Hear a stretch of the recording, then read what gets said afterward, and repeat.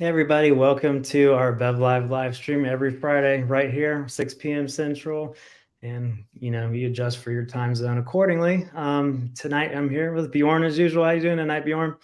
I'm doing pretty good, pretty good. How about yourself, Brett? Well, you know what, Bjorn, I am exhausted because we've been working so hard trying to get the new iteration of the BevLive platform up and running. And we've run into some interesting challenges along the way, haven't we, so far? Well, there's challenges and there's solutions. It's like, I guess, owning a startup. You always run into something, but you figure it out, and you find solutions. And I think that's what makes startup special. Yeah. You never know what you're going to encounter, and I think the things that we encountered are no big deals. We just need to work through them, and we already have that solution, so I think we should be good. And part of what I learned that I thought was awesome actually was that some recent laws changed here in our headquartered state of Alabama, where we can actually, in certain circumstances, order wine where that used to not be possible at all. I know you've been following those changes quickly. If you want to talk about that real quick and let our viewers know that we might have an option here pretty soon for, those in Alabama to get the wine they want. That's right.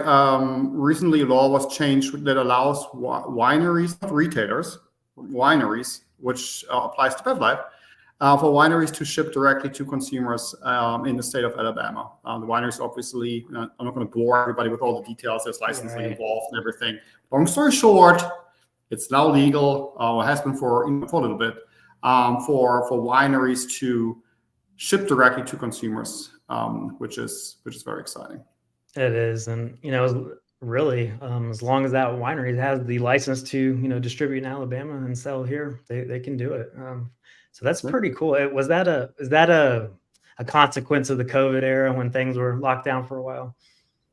I'm not sure. I think it was a long time coming, honestly. I mean, in most states, it's already allowed. I think it was just a matter of time until it would be allowed here too. So it's exciting. It will, we have lots of friends here in the area, obviously. So we just talked to one today who said he was gonna, check out the live streams and purchase some wines. So you will see as you are watching the different wineries come on board. Some, and this gets to the boring part of the whole thing. Some may or may not be allowed to ship to certain states, and you can always then check out, which of these wineries can ship to your state.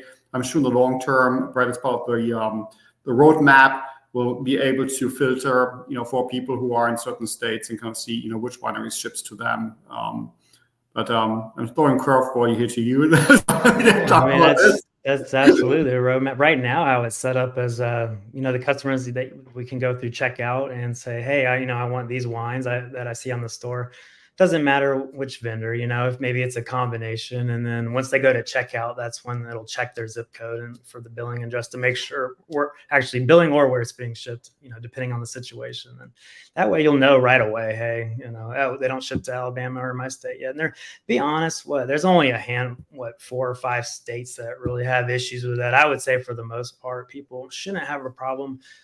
So that's what's exciting. I think we'll be able to expand some people's palates here with some excellent wines, because as I'm uploading all the data and working with these customers, hand in hand here, I say customers, wineries, but some really good reading these labels is pretty exciting, and it makes you realize how much craft and artistry really goes into each and every bottle. Yeah, I was actually going to talk about that. We see all the music instruments behind you, and you love music.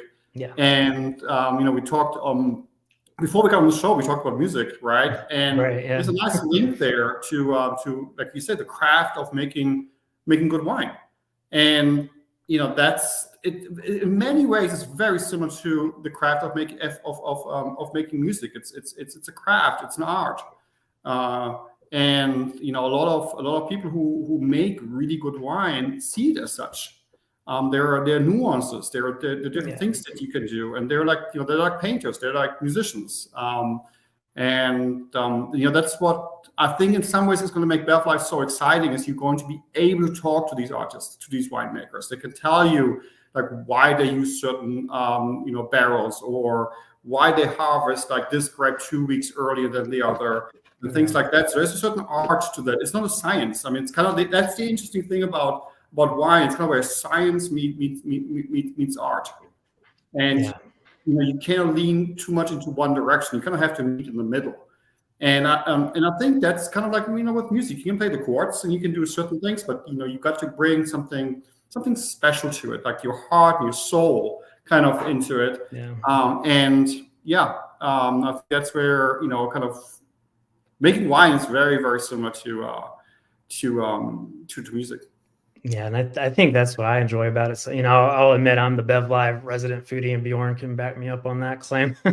But that's why I do like food and culinary in general, and wine really, in the beverage industry in general, that plugs in heavily. I don't think people realize how closely tied they really are. And I'm not talking just, oh yeah, let's pair this wine with this food, but just the process of creation from beginning to end is very, very similar. And I think that's why, because there is almost like a methodical, scientific, yet this art side of it. And it kind of tickles both of my favorite things, art and science.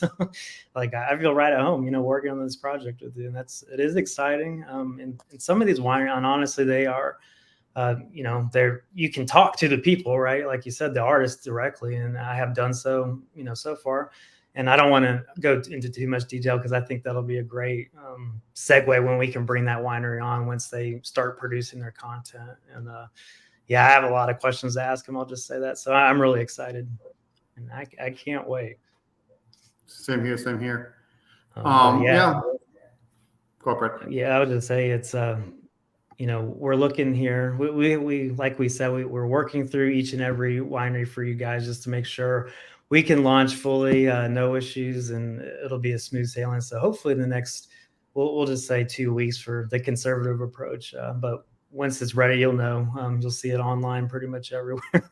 Everywhere where we exist, we'll be posting about it, and hopefully it'll make some great Christmas gifts, because before you know it, we'll be rolling right into winter.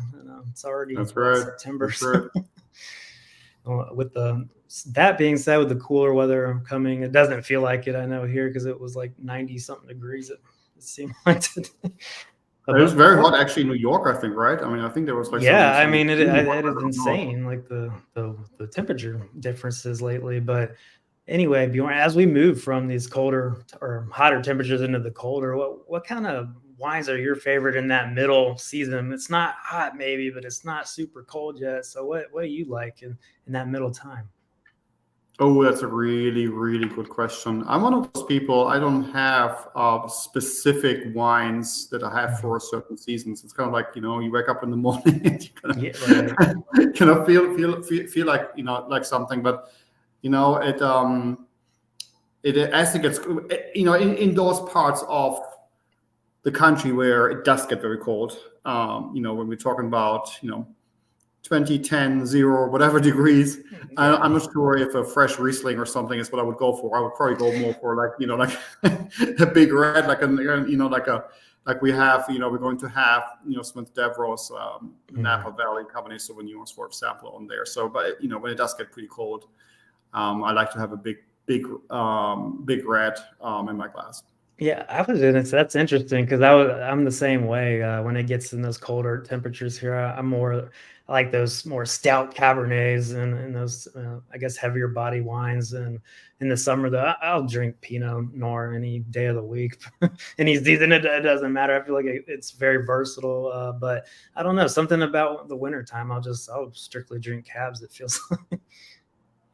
Yeah, no, I mean, I think there's certain wines for certain seasons, but then again, if you are inside, you can adjust your thermostat to whatever temperature, right? So, sparkling wine, for example, I mean, sparkling wine for me is one of those things I drink year round. It doesn't matter if it's December or if it's July. Sparkling wine is one of those things I do drink year round. And yeah, speaking of which, Smith and Devereaux had one on their inventory, I remember, and it looked pretty fantastic. I'll admit, Bjorn, until you introduced me to fantastic sparkling wine, I just sort of saw it as a gimmick. I didn't, and it has to do with what you see publicly available, in the local stores. But I had no idea there was another whole nother level of it that I had not been exposed to. So I really can't wait to try those. Yeah, no, those are there are some really, really special, especially Smith Devereaux, but in general, there's some really, really special sparkling wines being made, and it's its own category by itself. And I think people like put them off too quickly to just celebrate, put it aside. But if you think like Thanksgiving, I mean, Thanksgiving will be here before we know it. And you think what goes well with turkey? Sparkling wine. Sparkling wine goes fantastic with turkey, for example. So yeah. Yeah, it's not too filling. It's lighter, and hey, that reminds me, I probably should stock up before I forget. So thanks for the reminder. There you go. Well, hey, Bjorn, I don't think we can top that as usual. We always ended on a good note here. So if you're watching, tuning in, we appreciate it. Just hang on tight. We're going to be live in no time here before you know it. And we'll see you next week. Bye, everybody. Bye.